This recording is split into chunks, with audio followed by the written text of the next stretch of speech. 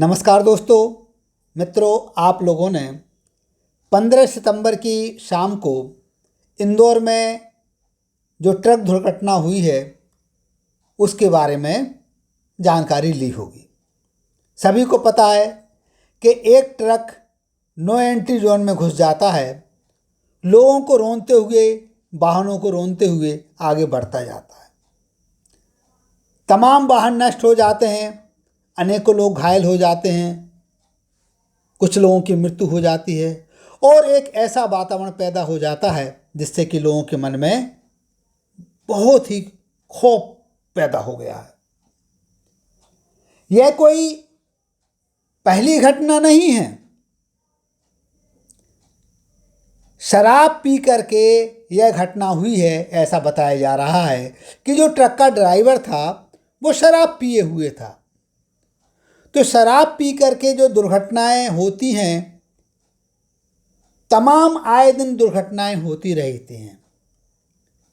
इन पर लगाम नहीं लग रही है। जो परिवार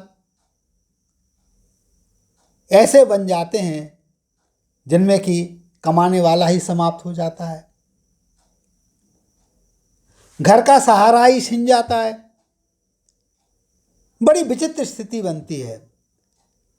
सरकार की तरफ से कानून बनाए गए हैं, उन कानून का पालन करना हमारा कर्तव्य है, लेकिन सरकार का भी यह दायित्व बनता है कि यदि कानून सही तरह से इम्प्लीमेंट नहीं हो रहे हैं, सही तरह से उनका पालन नहीं किया जा रहा है, तो उनके संबंध में पुनः विचार करें। क्यों नहीं हो रहे वो इम्प्लीमेंट? जो हमारी शराब नीति है, जो हमारी गाड़ियों की जो नीति है, उसके बारे में विचार करना बहुत ही आवश्यक है। विशेष रूप से जो शराब नीति है उसमें दुर्घटना बहुत ज़्यादा घट रही हैं, तो वो बताना बहुत ही ज़रूरी है, उस पर ध्यान देना बहुत ही ज़रूरी है। और इस नीति में यदि संशोधन की आवश्यकता है तो वो ज़रूर करना चाहिए, जिससे कि आए दिन होने वाली जो दुर्घटनाएं हैं उन पर लगाम लग सके। तो मैं जिम्मेदार लोगों से एक अनुरोध करना चाह रहा हूँ, सरकार से निवेदन करना चाह रहा हूँ कि इंदौर में 3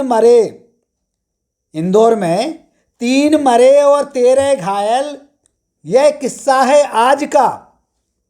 लेकिन कब तक ऐसा होगा, ये कौन सुनेगा दास्ता?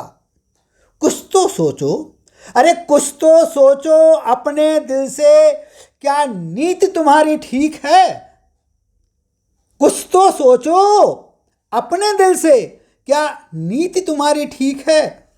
फिर क्यों इतने मरते रहते? यदि आपकी नीति सही है तो फिर क्यों इतने मरते रहते?